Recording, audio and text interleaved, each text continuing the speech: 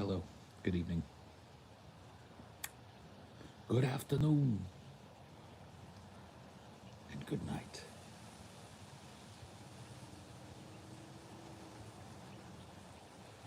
How's everyone doing? Hopefully well. Yes? Yes.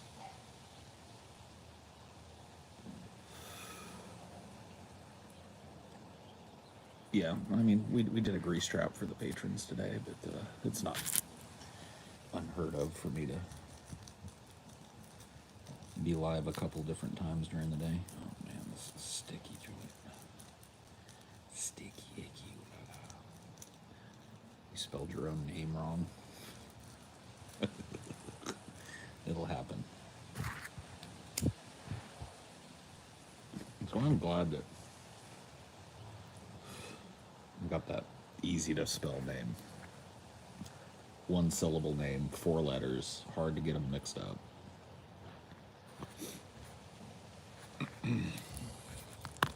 Dude, Cage Gaming, do I look like I haven't been on the internet before, dude?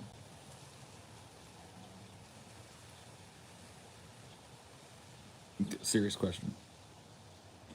Does this look like my first day on the internet?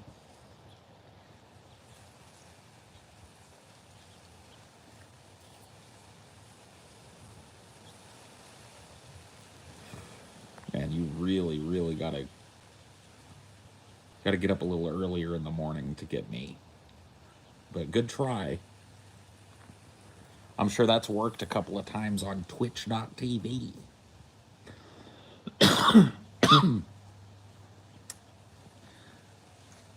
Yeah, seriously.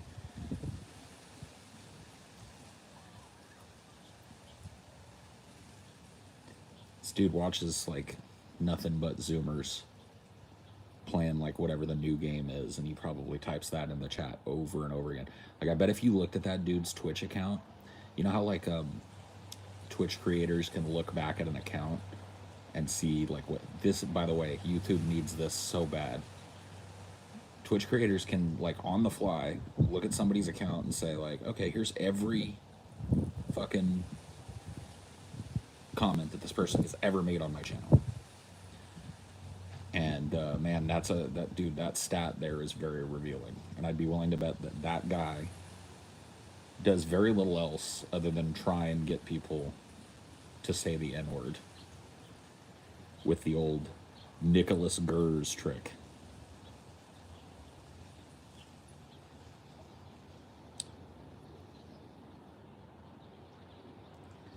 Pretty sad stuff.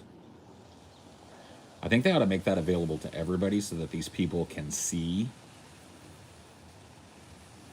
and not just the streamers, but the people that are participating in the stream can see what the totality of their time spent is. How many times have I typed something completely inane? How many misspellings do I make routinely? How many stupid attempts at attention grabbing do I do on a daily basis? I bet it'd be pretty shocking for a lot of people.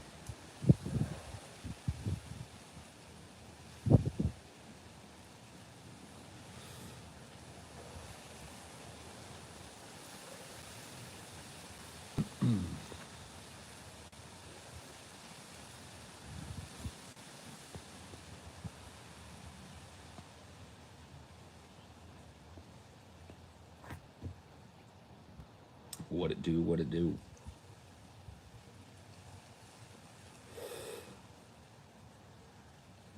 Or what it do and what it be.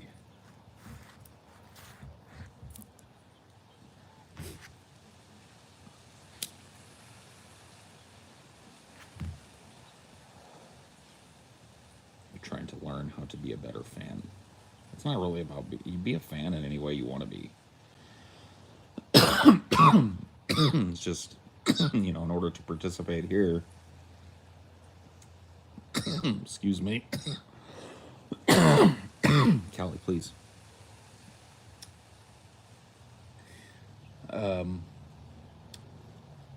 Yeah, in order to participate here, you gotta act like you're pushing 18. You know what I mean? Like you've lived a year, like you've had a conversation or two. guess. Be whatever type of fan you want. Makes no bones to me.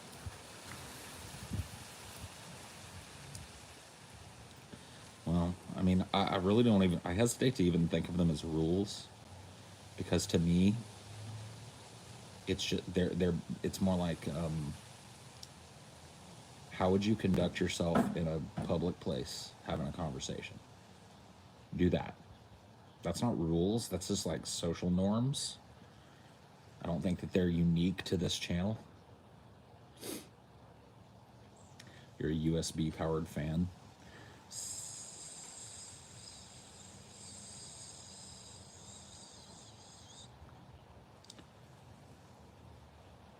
You can shit can it, yeah. I have no idea. No idea what that is.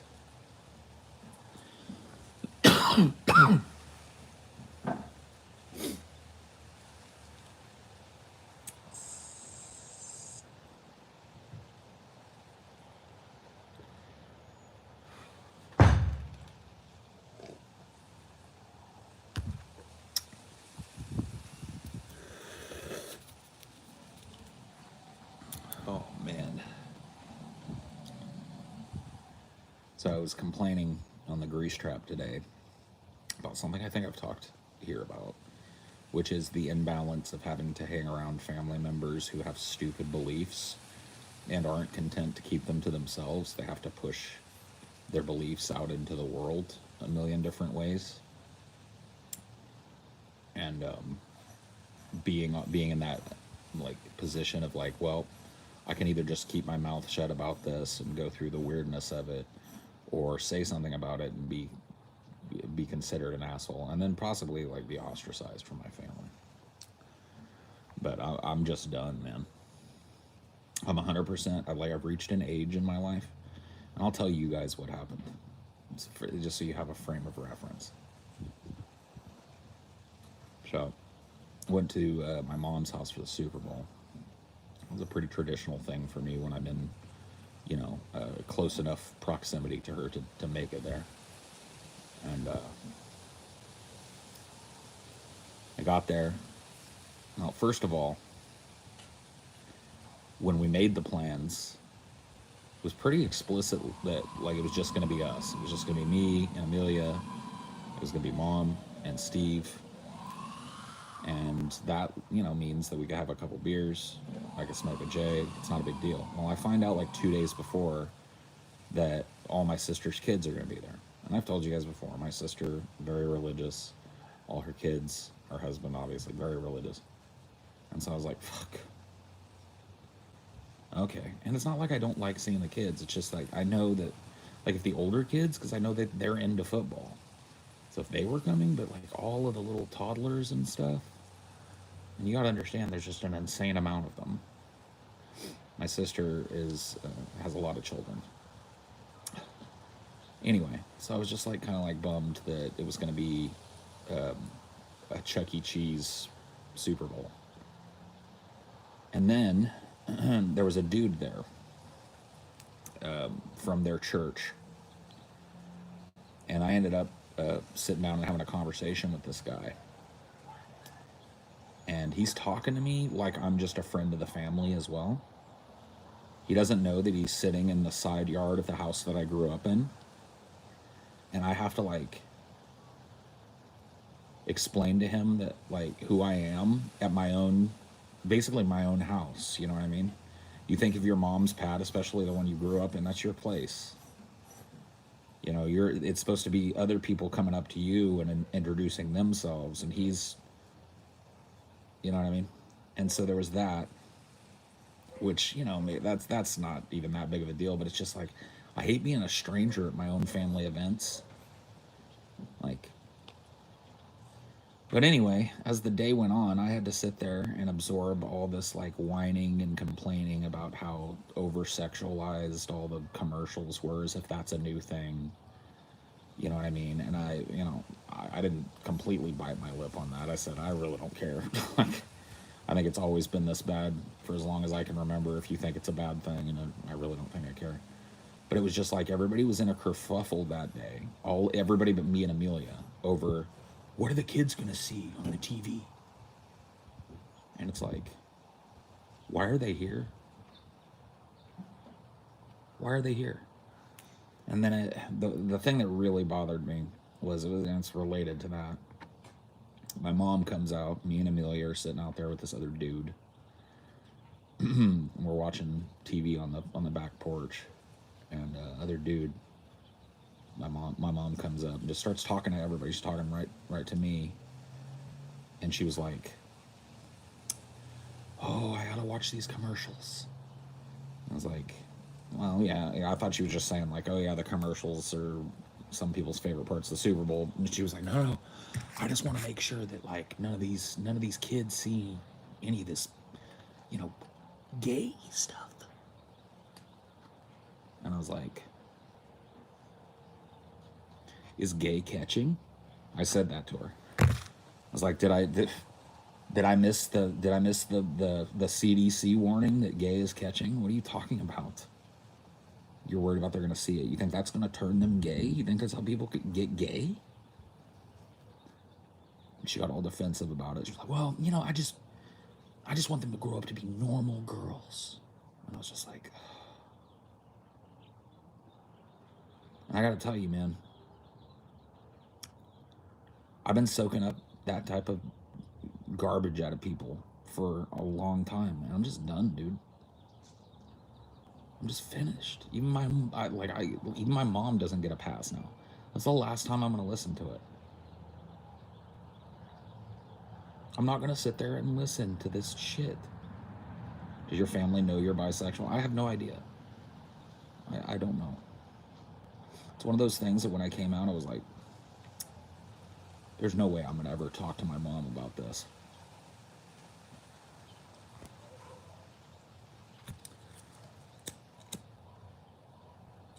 Well, I'm telling you, Ashley, when you knew my mom, it was a little different. She's gone like all in on the church thing. She's turned into a church person who cares about whether or not people, like gay people, hold hands or kiss on the TV. Cares about all the stupid ass social conservatism stuff as if that's at the root of all evil. And she's bought into it. She's 100% behind it. And my choice in that situation was to, you know, just be like, "What are you talking about, normal? What do you mean normal girls?" And the thing that really bothers me about it is that all those kids love her so much. She's such a great grandma to them. And there's so many of them. There's a really good chance that one or more of them will be gay or bi. And to be honest with you, this sounds kind of fucked up, but I kind of hope none of them are. I hope they're all just straight as an arrow. Because, man, that is going to be a tough family to live in. I guess cool Uncle Paul will come into play at that point.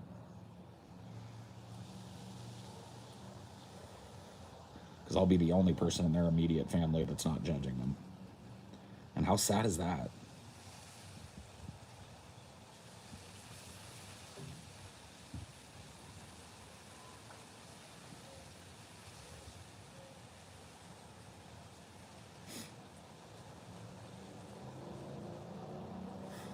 I couldn't live in that family and be out. That's what I'm saying.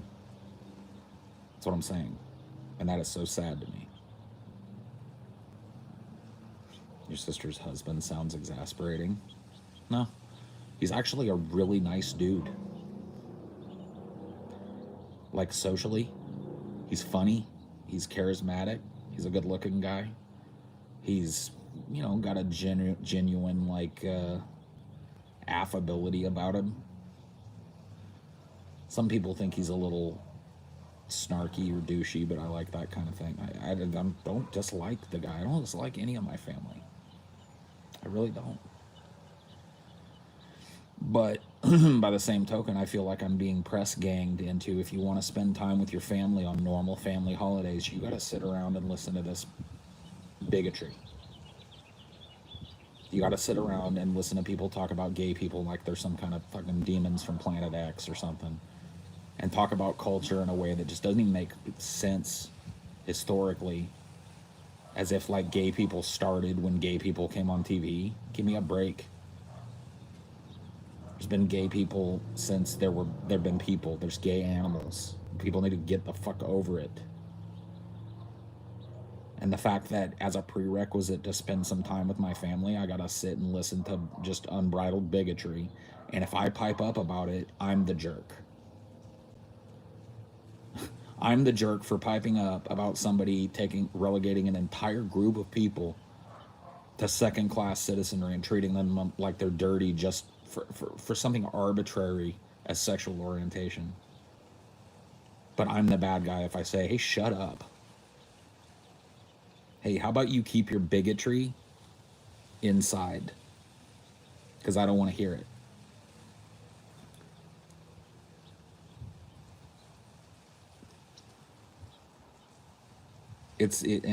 I don't know what denominational it is. I think it's just like evangelical. I don't really know if they have a denomination. If they do, I don't know it. I don't care to know it, to be honest with you. But I know that it's very fundamentalist evangelical. I'll tell you why they have an urge to bring it up during family gatherings, because they have an urge to expose me to it. They may not be doing it consciously, but they know I don't agree with it. And so they gotta be like, ooh, I'm gonna say it. Fuck you.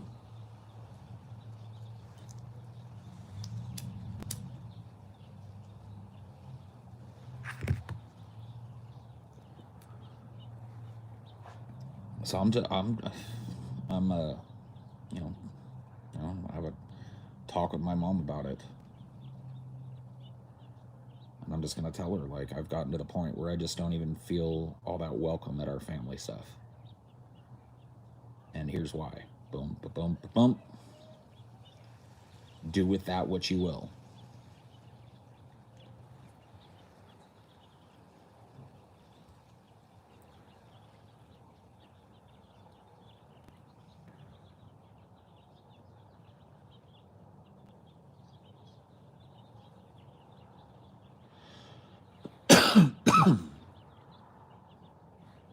Yeah, it sucks. It's okay. Everybody's got family drama, you know. It's more about me than it's about them, honestly. I'm getting to an age where I feel like a sponge that's been just that's fully saturated. You know what I mean? I feel like I've literally spent my whole life, all 41 years and change of it, soaking up stupid bullshit from other people. And I'm actually kind of a mouthy dude. I'm a dude that'll challenge it, but I just I don't want any of it now. I don't even want the effort of having to explain it to them, because there's no point. It's literally pointless. And that's what makes it frustrating. That and just the rank bigotry of it. And so I just don't want to be around that anymore. And I don't want having to sit with my wife and listen to hateful shit be a prerequisite to be with my family. I don't want to have to make that choice. But that's where I'm at right now.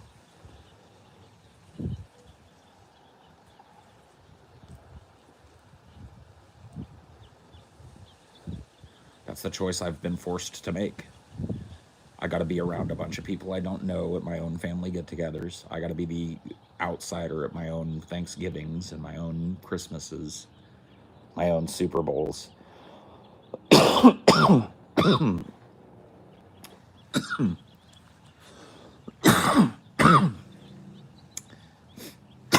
And I've got to sit around and absorb a bunch of religious nonsense. And, get by to get along, or I'm just tired of it.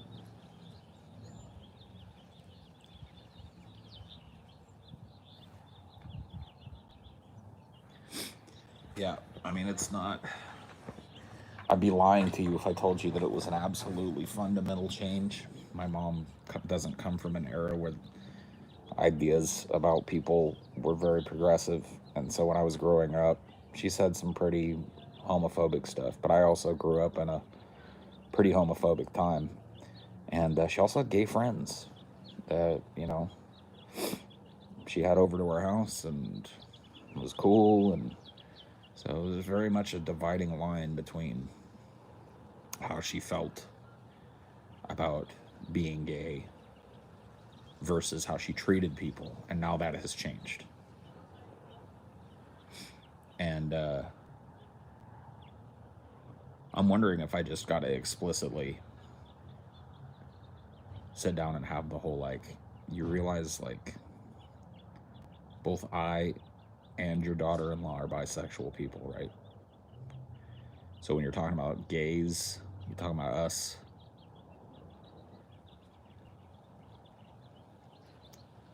Maybe that'll be enough to make it different.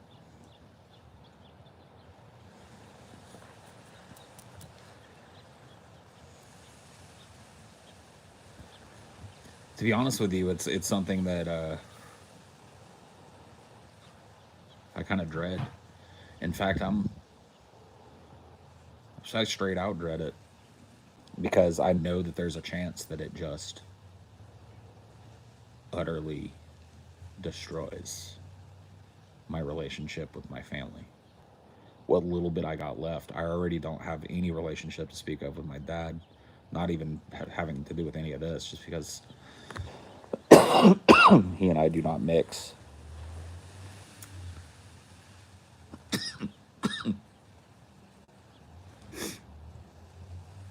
And so, yeah, I think that's what keeps a lot of people, quote unquote, in the closet, I guess, is that fear of their family just going like, well, all the love that I had for you is just, and I never would have thought that would have been a problem genuinely until now. I don't think it'll happen, but by the same token, I don't think I'll ever be treated the same again. And so that's the choice. But that'll probably be what it takes to get them to stop at least being openly hateful and shit in front of me. Already had to have a talk. Like, already had to talk to my mom. Amelia has sisters who are biracial. And their dad is black. And so, my mom was made, and it wasn't even like some kind of like hard inward situation. It was just like she was talking about, I can't even remember what it was she was talking about. And made some reference to black, that you know how they are. You know how they'll do. It's always victim this and victim that. And we're sitting at my house too. And Amelia just was like, whoa, hey, my sisters are black. My stepdad is black. I don't want to hear that. Keep that type of stuff to yourself. Oh, I'm sorry. It's like, no, you're not. Did you say most of your family's pretty toxic? I don't know, man. It's definitely got its issues. I'm sure it's not the most toxic family in the world.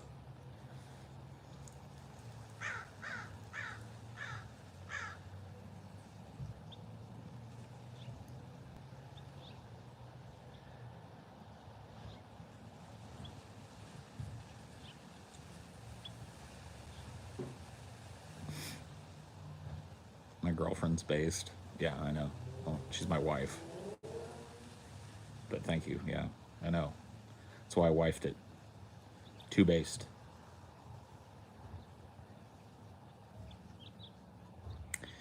I understand psychologically where it comes from. I understand the humanity behind it and the fallibility that comes with being bigoted about this, that, or the other. I don't judge them for that. But by the same token, I'm a human being and I have just as much right to feel comfortable and welcome in an environment as they do. And when that type of shit gets brought up in that way,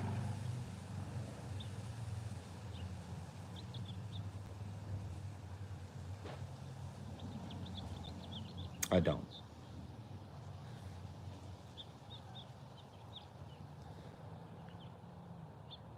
I don't feel right about it.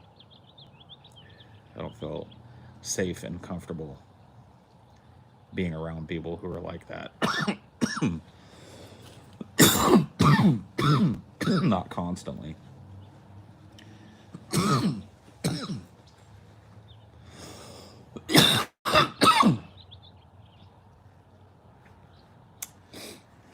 Strawberry cough. Oh, that's a harsh J, dude. That is a harsh J. Oh. Anyway,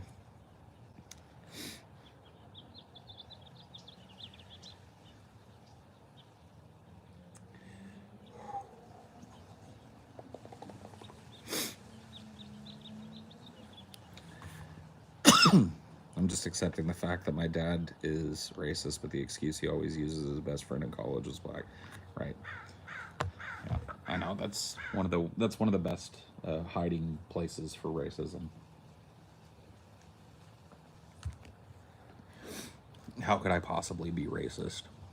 I've got a black friend.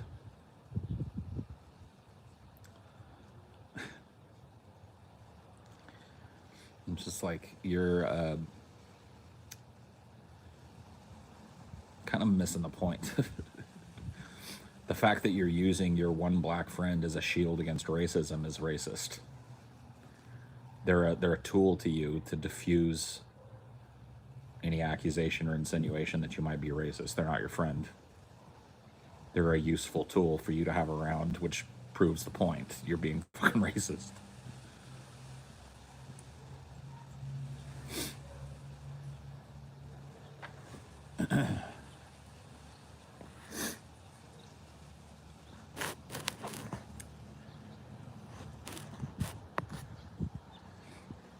Oh yeah, and it's definitely not as bad. Um, I kind of had to hash that shit out with my parents pretty early on, I think. And it wasn't like there was a big fight, but I think they were forced in a way to confront the fact that if I was going to have friends, I was going to have multiracial friends. I wasn't going to be a little peckerwood that just hung around with all the little white boys. And, you know, and they were not going to be able to like make my friends uncomfortable in the house. So they had to check themselves. And they knew just from watching me be friends with pretty much nothing but Hispanic and black kids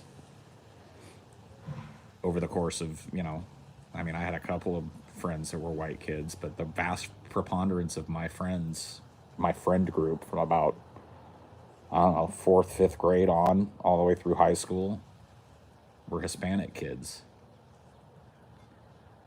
And they knew that they just weren't going to be able to continue with the bullshit and give me a healthy environment to have my friends over in.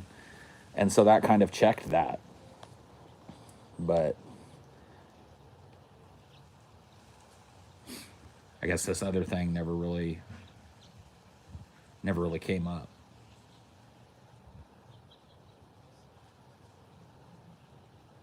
Didn't get checked in the same way, or maybe it's rooted in a different thing. I don't know. See, that's the fucked up thing about it is I gotta go talk to them about their problem. That pisses me off. Am I wrong for that? That pisses me off. It pisses me off that I gotta be the one to go talk to them about their social problem. I gotta go talk to them about it. Like I'm the parent and tell them why I personally feel and find it defensible that you shouldn't be a bigot. Mind your own backyard and keep your nose out of other people's business if you don't like what they're doing. No, I feel like I'm pissed off from the jump because I want to, like, to me, that's just basic shit. Like, even if I have a problem with some way that you're living your life, as long as it's between consenting adults, dude, I got too much stuff going on in my own life to poke my nose on what you're up to. So get along with it. Whatever you got to do to get yourself a little slice of happy, go get it. And it's so strange to me that the people that raised me and the people I grew up around don't think that.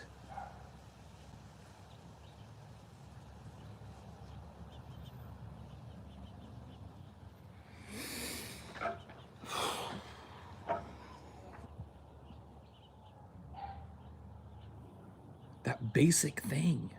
To me, that's just basic. And isn't that like kind of the American way too? Mind your business. Like every man's castle, every man's home is his castle, and what happens in my backyard ain't none of your business, and vice versa, right? Like when did it become everybody's pass a moral judgment on everybody else, on how consenting adults lead their lives and carry out their day-to-day business? And how do you even justify being a person that pours any time into oppressing those people? When all you got to do is pick up a history book and look at what's happened to those people since time immemorial. You think they need more? Like, even if you're not going to change your dumbass old archaic mind, do you think those people need more doo-doo from you? Did you pay enough attention in history and to the news and stuff to know that people of fucking alternative sexualities or whatever you want to call it have been oppressed since day one, but horrible things done to them? You remember it was like 1992, Matthew Shepard, I was 12 years old, a bi kid who was in the closet. And there was a kid that was not that much older than me, 16, 17 years old, named Matthew Shepard, who was literally crucified on a fence for being gay. Literally crucified, hung out there and left to die, and he did. And that's just one example. You know how many trans people just disappear in this country? Look into it. You know, a trans person is like something like 800 times more likely to be killed by a sexual partner than any other group of people. You think these people need more doo-doo?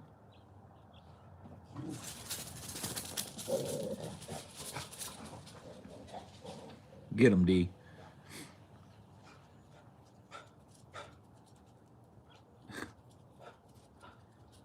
You think their lives aren't hard enough?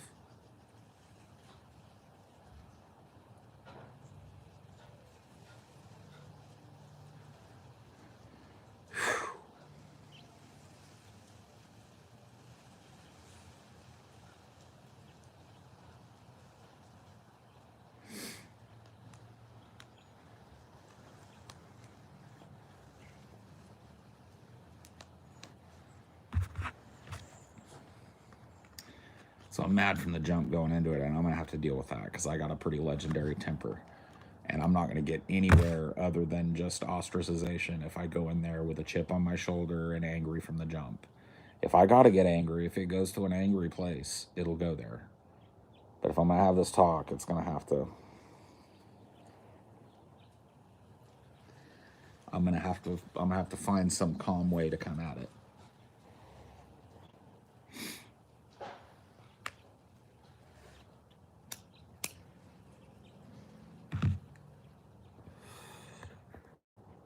Did you ever do a Highdeology live on stage? Yeah, I actually did one at the New Orleans meetup, the one we did right before COVID.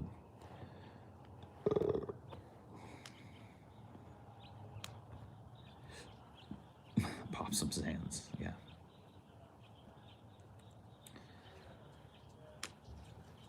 Yeah, I'm no Post Malone.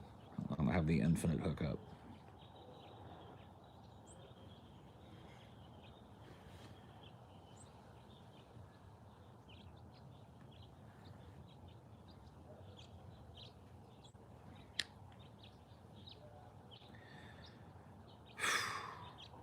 Woosah.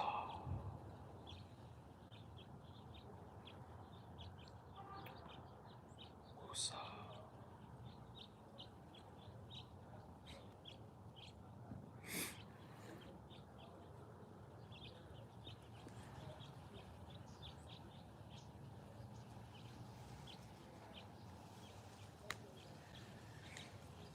Maybe I should just have Post do the talk for me. Have him show up with his grill and his hair in pigtails, wearing a one-sleeved jean jacket with the whole other arm covered in $1 million watches, wearing two different types, like a pair of mismatched, super expensive Yeezys. You know, have him just show up and just like, yo, hey, Paul Zigo's mom, Paul Zigo's dad, what's up? I'm Posty. Can I talk with you all for a minute? Thanks. Can I get one of them Bud Lights? Sick. Anyway,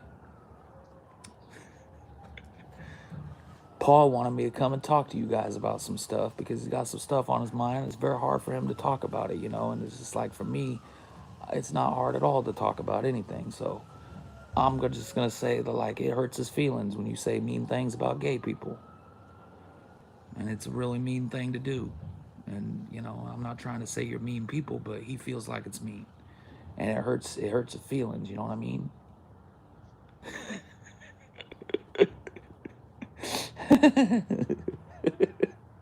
Can I get another Bud Light? Thanks.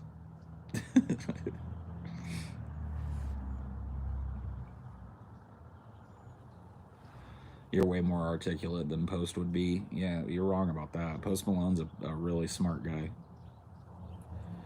Don't get the impression from his public persona that he's not an intelligent dude. If you listen to Post Malone talk in a less formal setting, you know, like where he's not doing a music video or trying to be flashy in an interview or whatever. Like, there's actually a really good video that you can watch where he, I think it's an On the Rocks video. GQ did this YouTube series where they would talk to celebrities about their jewelry and stuff. No, anyway, like, yeah, if you think, like, I'm not saying Post is some kind of genius or something, but he's not a stupid person.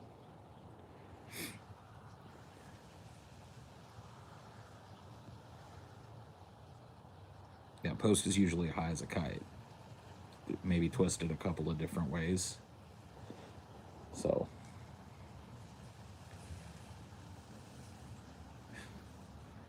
Take it for that.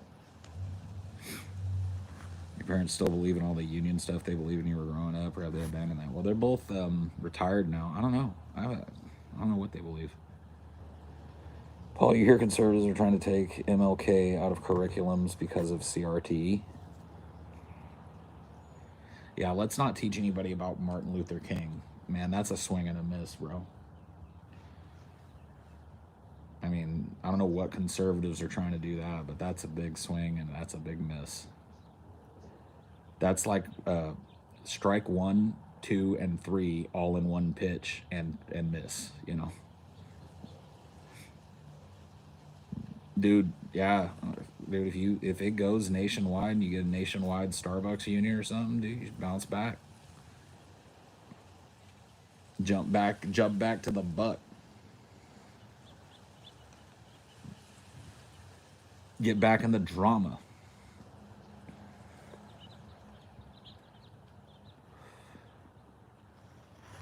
Watching Paul 15 years is to watch a good man worn down by the constant oppression he sees in the world feels personally. Keep up a good fight.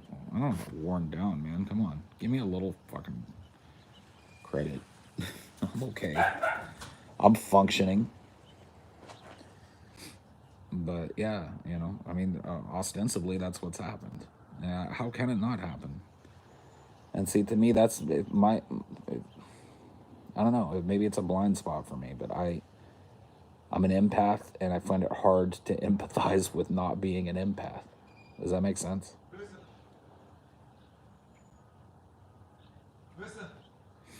I have a natural proclivity when I hear somebody has done something or hear something about somebody to think about any other angle other than, wow, what happened to them? Or wow, what does that mean for them? Or wow, I don't immediately start with the judging. And in fact, for me, like, I just don't do that. That's what makes this whole family thing so hard, is like, I think they don't even understand how hard I'm trying. Dude, I'm not gonna sit out here and fucking I'm not gonna sit out here and Paul on a fucking Highdeology. That's not gonna happen. Let's bring it down.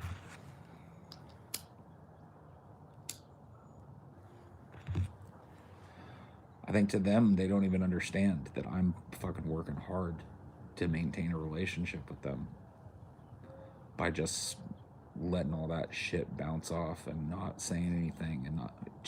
Hey, D, come here. You don't need to be sniffing around the loose board. Everybody knows the loose board. You don't need to sniff it. It's just one of those things. I try really hard. I really do to be able to be a presence in my little nieces and nephews' lives, to be able to see my mom and dad while they're still here, to have some kind of relationship with my sisters.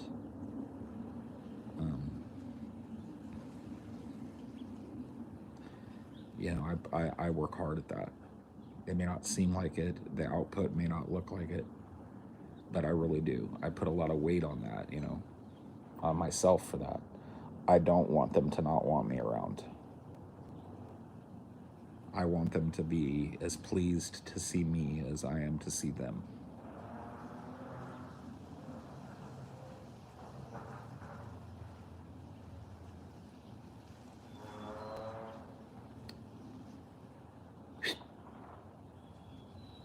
Don't do it.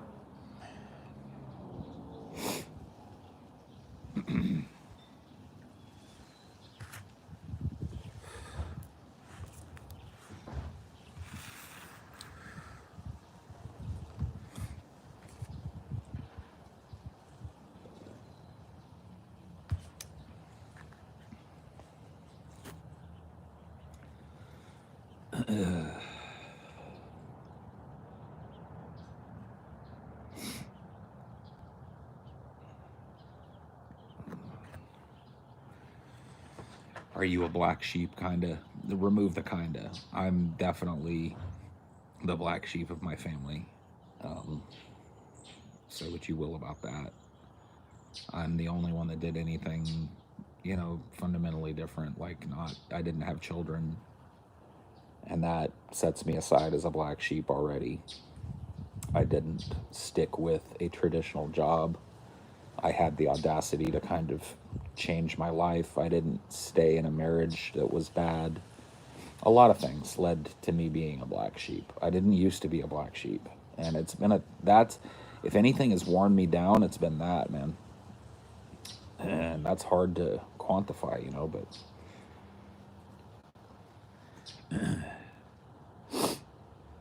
but yeah, I've definitely now fully achieved black sheep of the family status, which I really don't care about. I'm fine with that, but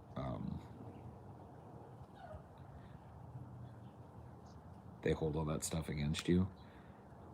I don't think they openly do, but the truth, the proof is in the pudding. My relationship with everybody that I know and loved changed that day. So that's something that people don't realize about divorce, is that sometimes it literally, you don't know until you've been through it from at least one angle, lived through your parents having it or been through it yourself. But I'm just telling you, man, it's different when when your parents go through it. I lived through that too, and then I went through it myself. And I'm telling you, going through it yourself, you think Divorce is about ending a relationship that isn't working with one person, but it's about ending your relationship with everybody sometimes. And that is far from what I wanted, but everything fundamentally changed the day that I left. And my life has been a different thing ever since then. Positive in my eyes, negative in theirs. And so it's relegated me to this position of disrespect or whatever, because I didn't do what they did. And I understand that. There is a natural proclivity. It's a tribalistic thing. You know what I mean? When there's one chimp in the tribe that doesn't want to pick banana and find some other gainful way to employ himself with his time, the other chimps, they don't like that. They spend a lot of time discussing that chimp that doesn't like banana. Or whatever. But I don't think anybody cares. That's the fucked up thing, is like, I used to think it's like they don't realize how hard that was on me. But the real tough realization was they think I deserve it.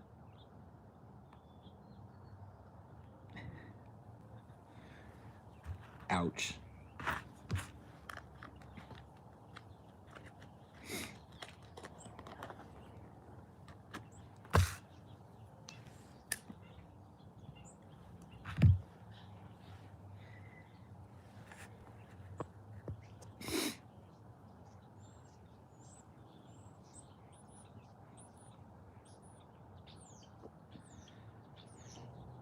One thing I've learned is that family isn't inherently by blood. Sometimes blood ain't compatible with other blood. You know who your family truly is. Well, I don't know if I believe that. Your family is your family, whether or not you're compatible with them or not. You can't replace. You can have some good ass friends, and yeah, you can come to think of your friends as your family. I'm not saying that's not possible, but it's never the same thing as your actual family, your mother, your father, your brother. You cannot replace that relationship with anything else in the world. It's a one-time thing. It's a one-person thing. You can only have one dad, one mom, one brother, one sister, or however, one individual. You can't have your cake and eat it too. And so your family is your family, and it's up to you to define the boundaries there. I've already had to make those hard decisions. You know what I mean? But I don't know. It just wears me down, man. What yesterday should have just been a fun day for me, and I ended up all angsty because of this. And I'm tired of that. I don't want to feel. I probably would have had a better time just sitting here with Amelia and watching the Super Bowl by ourselves. Order a pizza or some shit, and let them go do their prayer circle and whine about how sexy everything is and how they hope nothing gay shows up on the TV, and do it out of my presence. You know what I mean? And there's no doubt in my mind I would have had a better time. I definitely wouldn't feel the way I feel right now. But it's a confluence of it. It's like every time. You know what I mean? Every time I go over there, every time there's a get together, every time there's a family thing. It's not just family, it's church. Oh, I probably wouldn't have Super Bowled had I not had a party to go to and had a bet with TJ. So there you go. I really don't. Sports ball and I'm interested one day a year usually, and it's the Super Bowl. And any Raiders playoff games. Other than that, I really don't care. Super Bowl sounds super boring. Whatever. It is what it is. You can like it or hate it. Would the church people show up on your birthday? I don't even want to know, dude. I literally do not want to know. If my mom threw a birthday party She'd probably want to throw it at my sister's house, and there would probably be church people there. Yes, yes, yes. And I would have to, on my birthday, introduce myself to people who don't know me who are at my birthday party. It's that level of shit.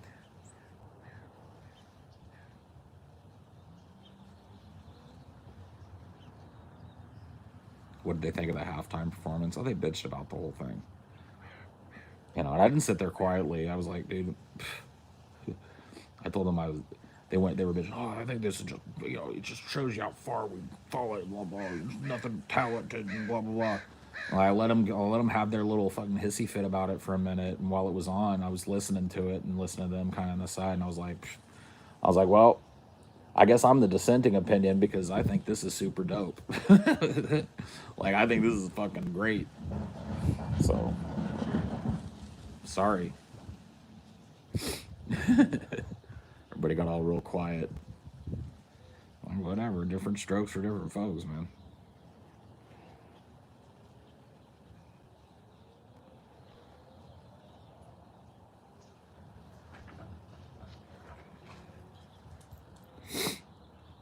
Yeah, Eminem, talented as fuck. Dude, yeah. Dre, Snoop, Mary J, Eminem. I even liked Kendrick. Like, I was least excited to see Kendrick because I'm just not a huge Kendrick fan, but he's starting to win me over, man. Because that performance he was just great.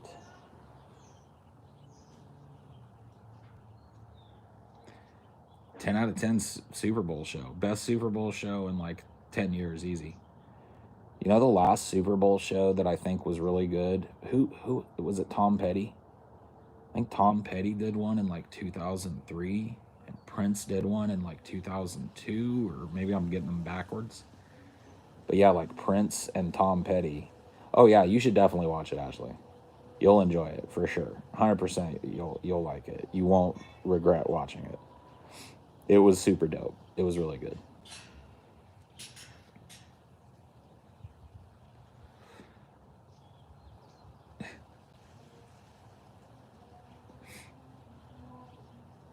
Yeah, just find it on YouTube or something when you got a free minute and check it out. You'll groove. I know your musical tastes enough. You'll find it amusing. Yeah, there's some butts. There's some Mary J. Blige butt too. She's still shaking it, man. Any favorite commercial? I'm trying to think if there was even one that I was tuned out of a lot of them, honestly, but I'm trying to think if there was even one that stood out to me.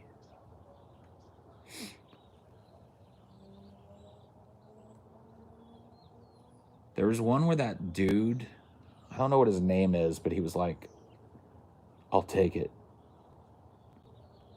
He kept making bad decisions. Like he kept buying things, but it was just like absurd things.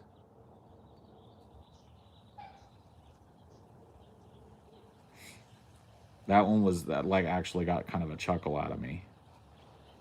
I think that one was for some kind of like E-Trade or some kind of financial advisor app or something.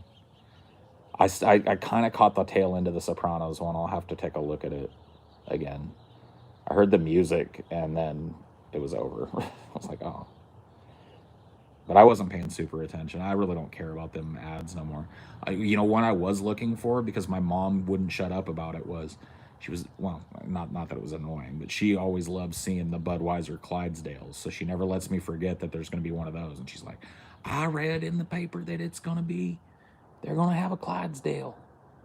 And, those are always, at least the horses are pretty to look at, dude.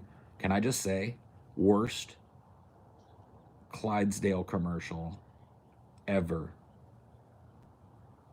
Worst, period. Clydesdale, period. Commercial, period. Period. Period. Capital ever. It was short. You only got to see one Clydesdale, and he was like hardly in it. Like the Clydesdale commercials are when you get to see the Clydesdales hooked up to the wagon all together, and you get a nice wide shot of them, and you get to see them fucking running around the field and stuff, and then Budweiser. and you got to see one Clydesdale, and he just kind of like ran at the camera a little bit, and that was it.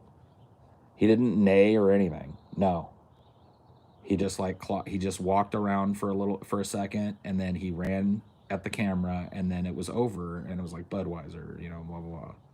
I was like, my mom was so disappointed. She was like, "Is that the one?" I was like, "Mama, I think that was the one." Yeah, nailless. You believe it? What a joke. What a filthy joke.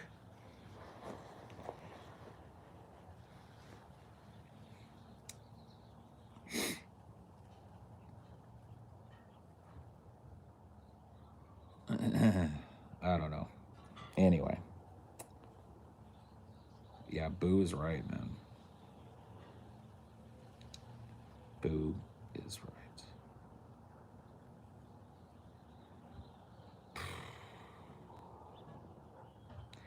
Sorry, I'm trying to bounce out of that bad mood. Not bad mood, but just like a heavy topic or whatever. And I'm finding it a little hard. It's got a lot of gravity. There's a lot of anti-terrorist security at the Super Bowl, as they always will, forever and always. Dude, there can only be so many of these mass public bombing / shootings, and there's so many that people can't even name them all anymore, including the Las Vegas shooting, which most people don't even remember happened, and it's the worst in American history. So once that happened, dude, when there's a big ass event where there's politicians and public figures and mixed in with tens of thousands of the public, dude, there it's gonna be locked down like stormtrooper style. It's gonna feel like you're literally like stepping off of like a transport ship onto the Death Star. There's going to be a line of stormtroopers waiting for you. There's going to be snipers up on the buildings and blah blah blah. They don't. They're, and you know, I got to be honest with you. Like with the frequency that type of stuff happens, especially in these larger crowds. You had the Boston bombing. You had all these things. The Boston Marathon bombing is what I'm talking about. There's all these mass shootings and all these bombings and terroristic acts and stuff. It's like, what are you gonna do? You can either stop getting people together, or you can just like absolutely secure the area and make sure that nobody's up to no good. It's one of those liberty versus freedom arguments, but it's like, I don't know what you do. I mean, I know what the answer to it is. Implement sensible gun control. You know, don't ban them, but implement a sensible nationwide system to make sure that nobody that shouldn't have guns gets guns, and start prosecuting, gun cases heavier, and get some of this dirty, you know, no serial number street piece type of guns off the street, and stop the people that are supplying it. And change our gun laws in this country to be a little more restrictive so that everybody and anybody can't just get their hands on this shit. That would at least help. But in the absence of that, you got to have stormtroopers, or you got to have the possibility of some kind of bomb going off at halftime or something. Like, what are you gonna do? Anyway, I think I'm done. I gotta go. I'll see you guys later. Bye.